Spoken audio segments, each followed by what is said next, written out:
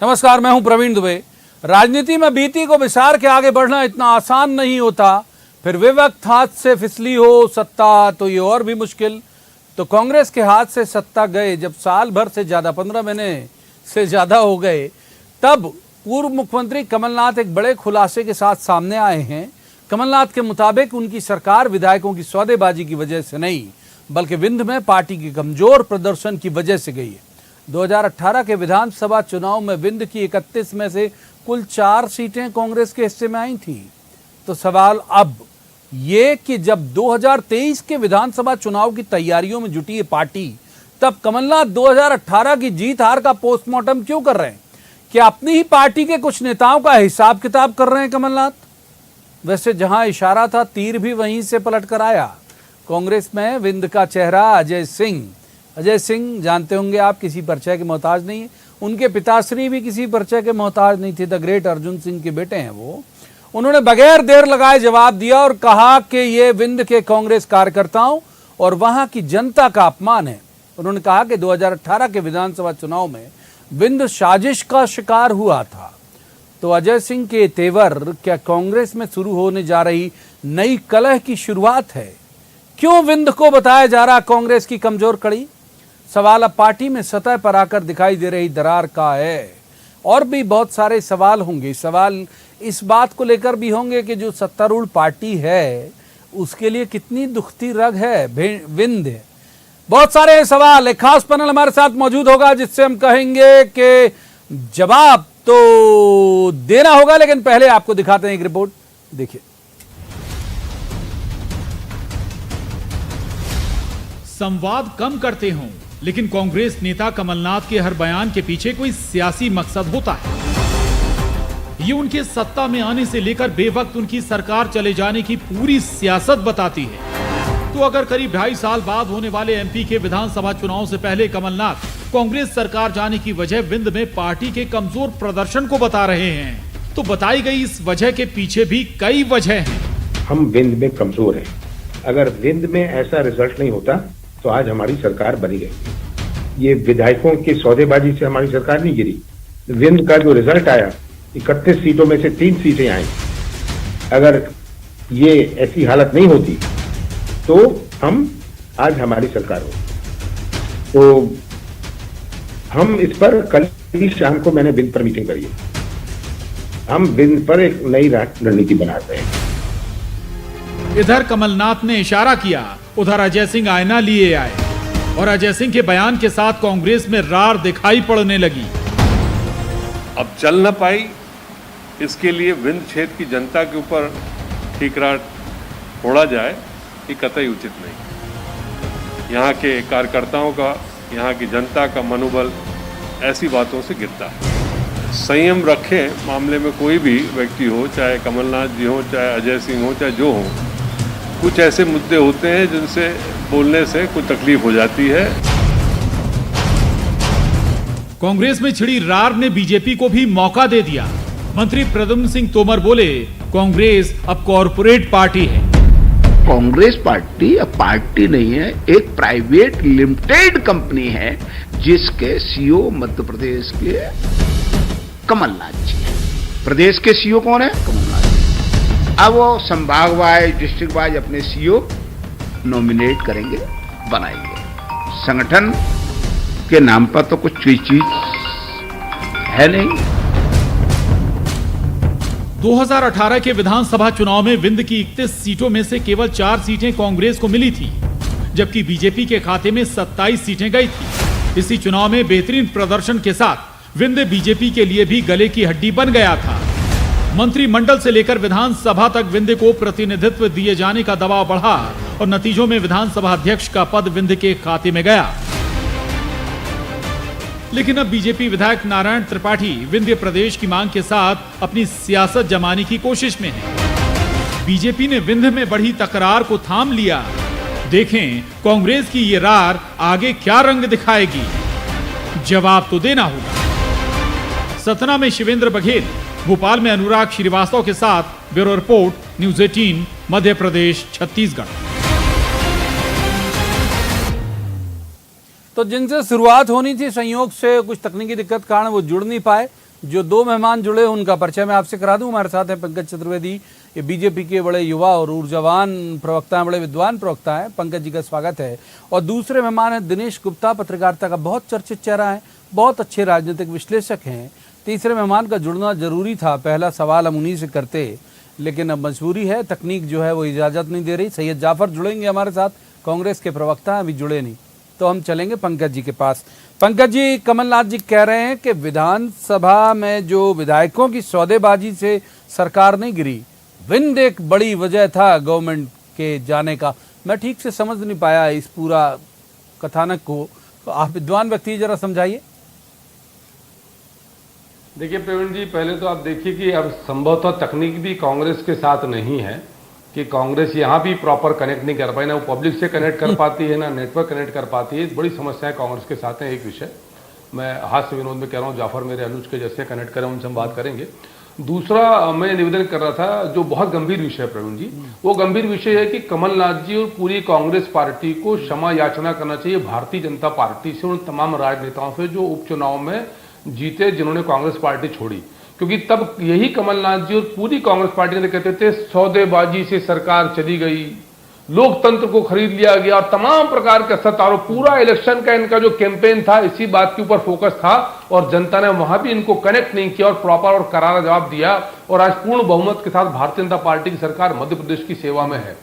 दूसरा जी, विंध्य की बात करें तो कमलनाथ जी की ट्यूबलाइट इतनी देर से क्यों जलती है, पूरे आदर के साथ, कि कब चुनाव हो गए, सरकार गए, लंबा अरसा हो गया, 18 में विंध्य में 31 में से 3 का परिणाम कांग्रेस पार्टी के सामने था। हाँ। और सर मैं सर वही पूछ रहा हूं कि मैं मतलब ऐसा दिखता है कि कमलनाथ जी संभवतः मति भ्रम के शिकार हैं, इसमें कोई संदेह नहीं है। आयु उनकी ऐसी है, शायद ये चुनौतियों पे कांग्रेस के जो दिल्ली के सीईओ हैं उनको तय करना है कि मध्य प्रदेश के सीईओ के पद पर इनको रखना है कि नहीं, कांग्रेस का विषय है। तीसरा और सबसे महत्वपूर्ण विषय यह है कि ये जो कांग्रेस की अजय सिंह वर्सेस कमलनाथ की जो झगड़ा था वो बिल्कुल सतह पर उभर कर सामने आ गया। आपको प्रवीण जी स्मरण होगा कि अजय सिंह जी बुरी तरीके से चुनाव हारे, लोकसभा के चुनाव भी हारे, विधानसभा का चुनाव भी हारे, वो 2 लोकसभा चुनाव 1 विधानसभा चुनाव हारे अजय सिंह जी। उसके बाद भी ये कहा जाता कि विंध्य में कांग्रेस का चेहरा है, कांग्रेस का निर्णय उनका चेहरा रहे।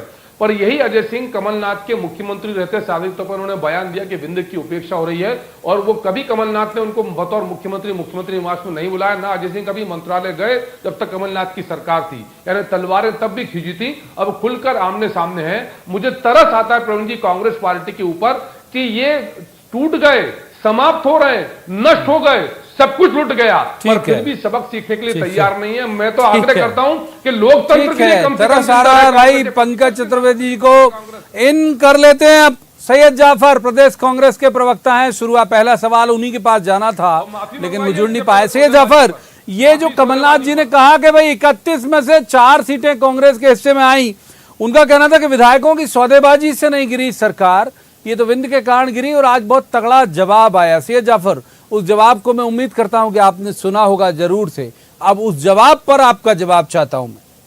मेरी तकनीकी प्रॉब्लम नहीं थी, शायद कुछ हैदराबाद में प्रॉब्लम आ रही थी, उस वजह से मैं कनेक्ट नहीं हो पाया था। एक बात। दूसरी बात ये है कि पंकज चतुर्वेदी जी, आप ये कह रहे हैं कि अजय सिंह जी कमलनाथ जी से नहीं मिले। ऐसे कई दौर, ऐसे कई समय जिसका मैं खुद गवाह हूं, जिसपे कमलनाथ जी ने लगातार अजय सिंह जी के साथ बैठक की, और कई बार बैठक में मैं खुद शामिल रहा हूं। तो ये आप इस तरह से मैं आपकी बात को खारिज करता हूं।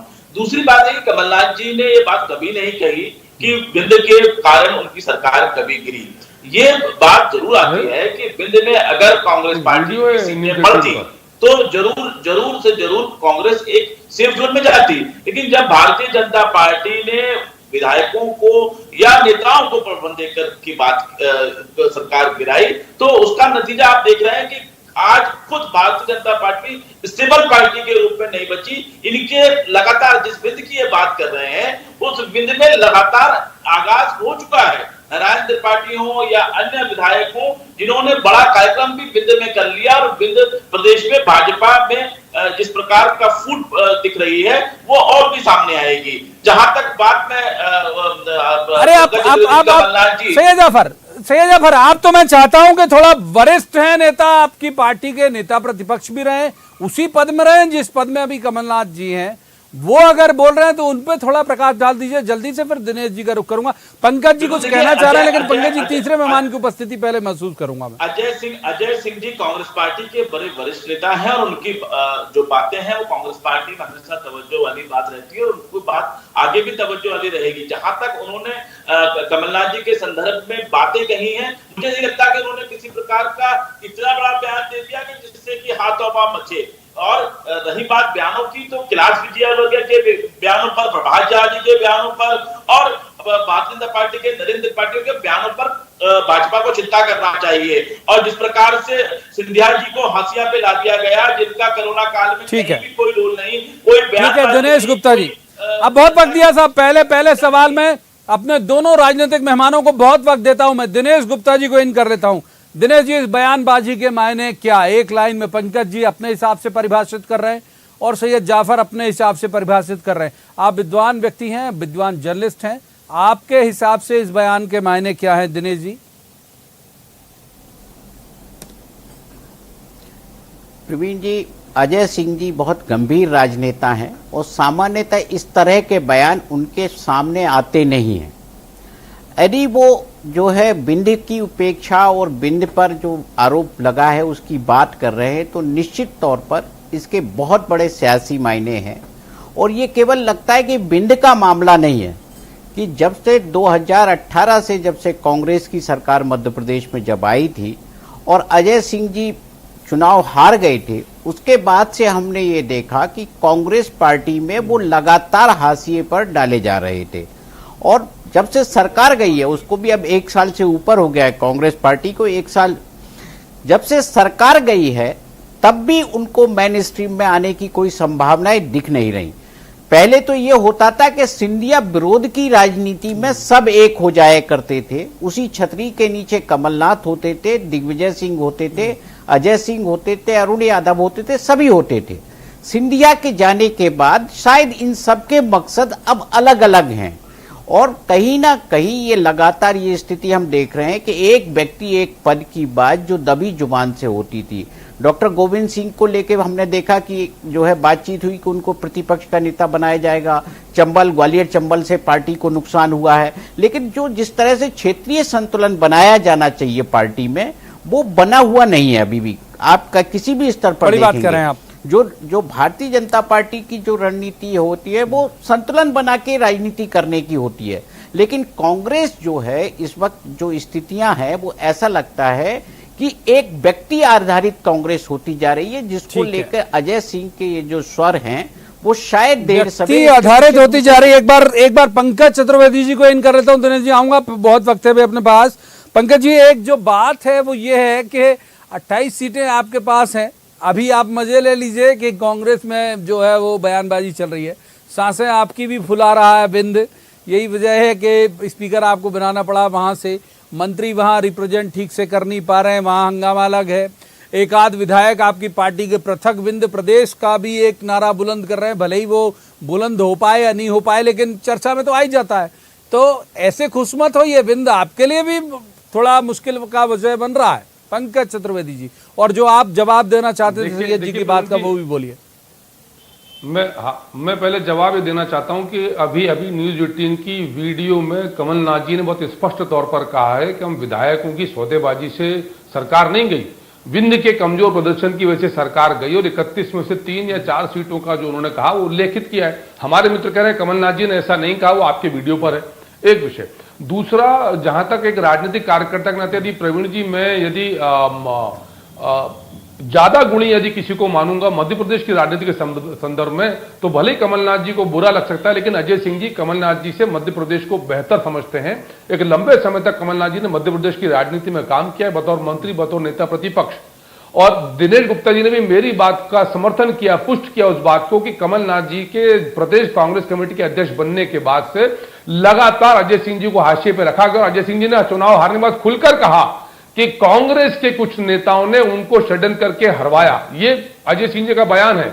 उन्होंने स्पष्ट तौर पर मुख्यमंत्री के रूप में कमलनाथ जी के आज भी बोला कि बिंद के साथ षड्यंत्र हुआ है। मैं वही निवेदन कर रहा हूं आपसे। तो अजय सिंह स्पष्ट तौर पर खुलकर कमलनाथ की मुखालफत कर रहे हैं, पैटर्न ऑफ कमलनाथ पॉलिटिक्स के वो विरोध में है, उसके बाद कांग्रेस मानने को तैयार नहीं है। तीसरा विषय, भारतीय जनता पार्टी यदि किसी चीज का संतुलन स्थापित करना चाहती, चाहे वो संगठन हो सरकार हो, तो प्रवीण जी हमारा एक ही संतुलन है कि जन विकास जन कल्याण का संतुलन होना चाहिए। वही संतुलन किसी भी राजनीतिक दल का दायित्व उत्तरदायित्व होता है और भारतीय जनता पार्टी संयोग से उसका निर्वहन देश भर में बखूबी कर रही है।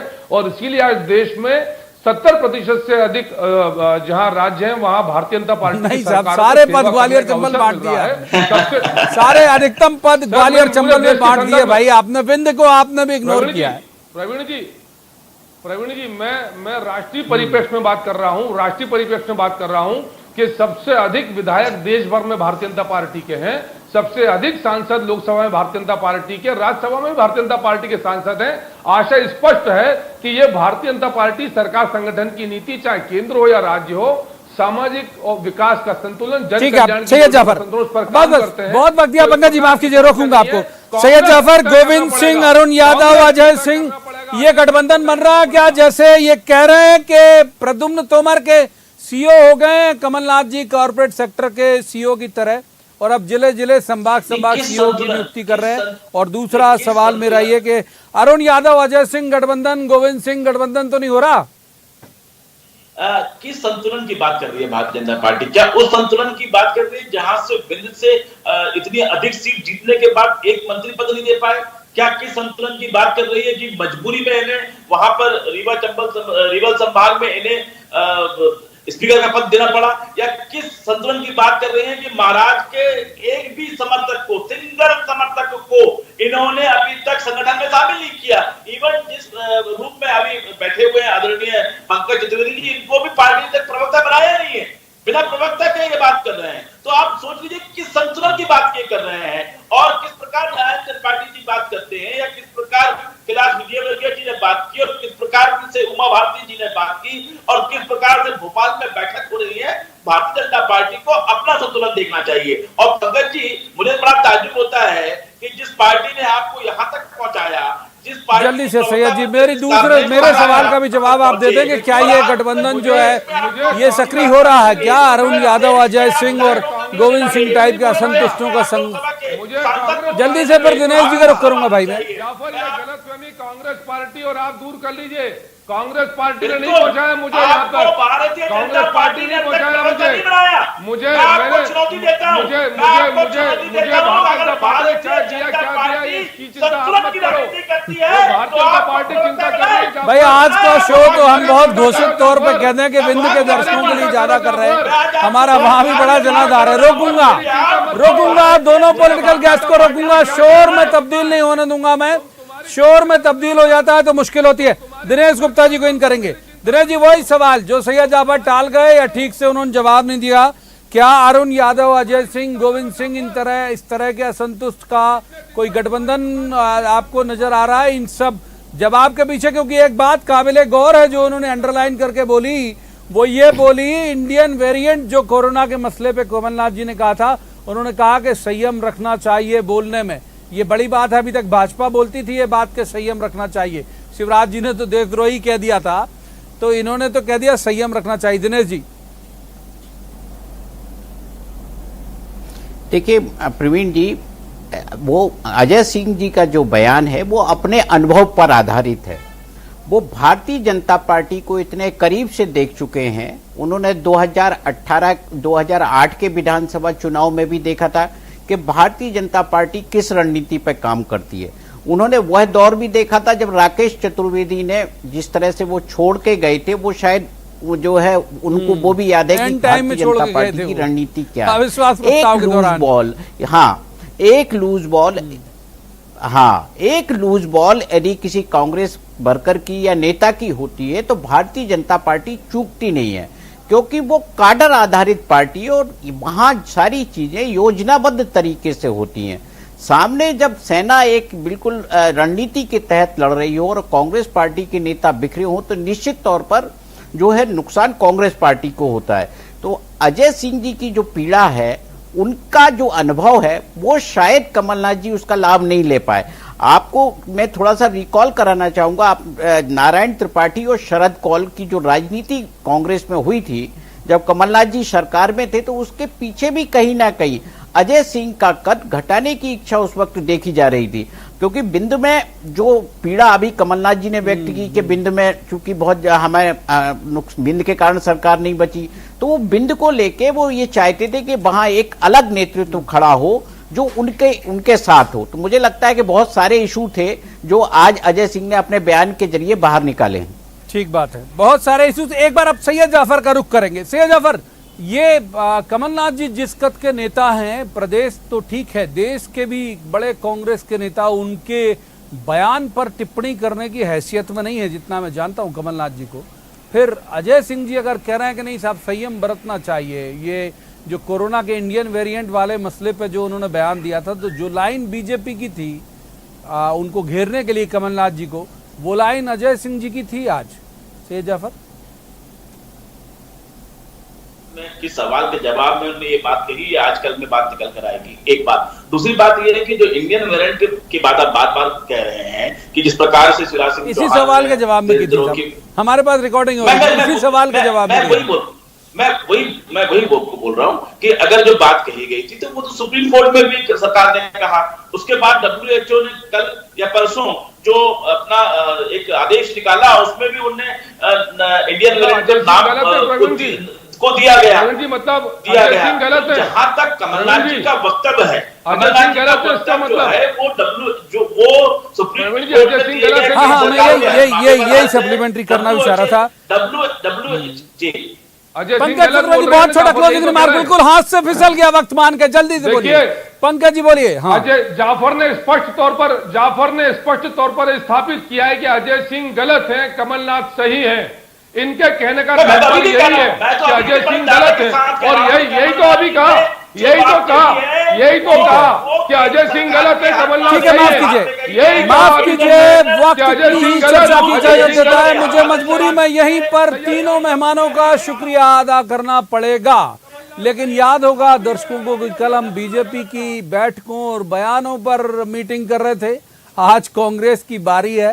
तो कुल मिला के ये मान लेना चाहिए कि दोनों ही पार्टियों में खतबदा तो रहा है कुछ कुछ सतह पर, अब कब आएगा, किस शक्ल में आएगा, ये आने वाला वक्त बताएगा। लेकिन ठीक है कि यहाँ भी इस तरह के बहुत सुकून के हालात जो हैं वो कांग्रेस में भी नहीं है, और जब बड़े बड़े नेता इस तरह के बयान देते हैं, जैसे पंकज जी ने भी कहा, तो ये सोच समझ के देते हैं, इनसे स्लिप ऑफ टंग होता नहीं है। ये जानते हैं कि तीर कहाँ पे जाके लगेगा निशाने पे, और उम्मीद की जानी चाहिए कि शायद लगा भी होगा। आज की इस चर्चा में इतना ही, कल किसी खास मसले पर खास पैनल के साथ बैठेंगे और कहेंगे, जवाब तो देना होगा। तब तक आप देखते रहिए न्यूज़ 18 मध्य प्रदेश छत्तीसगढ़।